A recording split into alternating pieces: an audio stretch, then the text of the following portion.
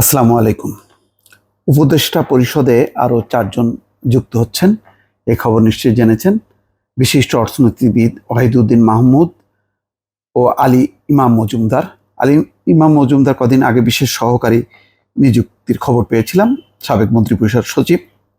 এখন তিনি উপদেষ্টা হচ্ছেন। আবার মোহাম্মদ ফাউজুল কবির খান, তিনিও অর্থনীতিবিদ এবং সাবেক সচিব আছেন। সাবেক লেফটেন্যান্ট জেনারেল অবসরপ্রাপ্ত জাহাঙ্গীর আলম চৌধুরী। এই ৪ জন যুক্ত হচ্ছেন।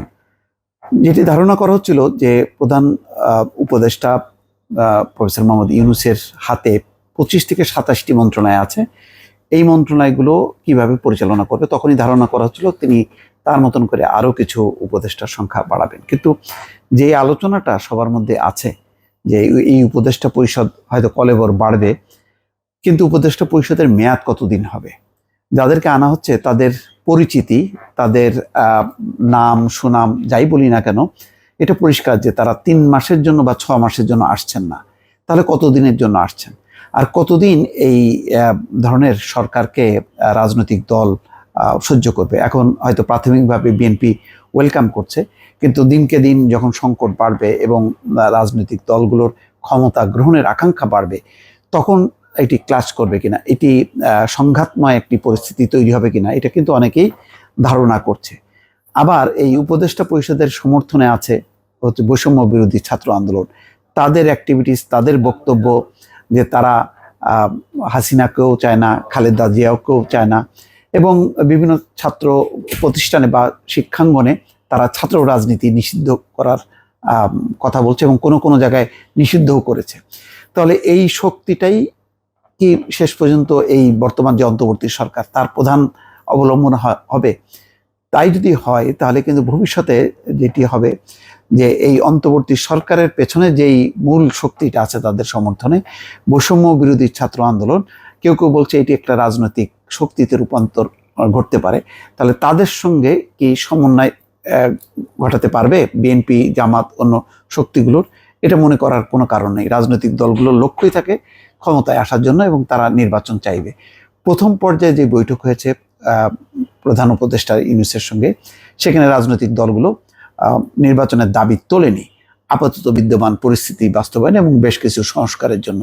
কিন্তু এই অবস্থানটা কি ৩ মাস বা ৬ মাস পরে থাকবে একই রকম? এটা মনে করার কিন্তু কোনো কারণ নেই।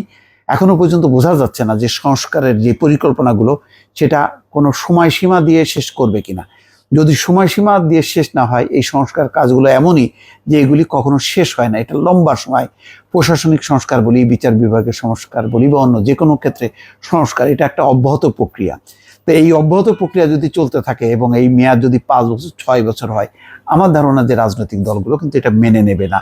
কিন্তু প্রফেসর ইউনূস যে মানুষগুলোকে যুক্ত করছেন, সেই মানুষগুলো নিজেরাই খ্যাতিমান ছিলেন। এই খ্যাতিমান লোকগুলো অল্প সময়ের জন্য আসছে না, শুধুমাত্র একটা নির্বাচন কন্ডাক্ট করার জন্য আসছে না, তারা একটা সংস্কার করার জন্য আসছে। কিন্তু সংস্কারের সেই পরিকল্পনাটা যদি মেয়াদ যদি মানে নির্দিষ্ট না হয় এবং সেটা যদি মানে ২-৪ মাসের মধ্যে যদি প্রকাশ না করতে পারে, তাহলে অনিবার্যভাবে বলা যায় যে উপদেষ্টা বা অন্তর্বর্তী সরকারের সঙ্গে তাদের সঙ্গে কিন্তু রাজনৈতিক দলগুলোর আস্তে আস্তে একটা দূরত্ব বাড়বে, মনোমালিন্য তৈরি হবে এবং প্রশাসনে, বিচার বিভাগে বিএনপি তার মতন করে লোক সেট করার চেষ্টা করবে, জামাত ইসলাম তার মতন করে সেট করার চেষ্টা করবে।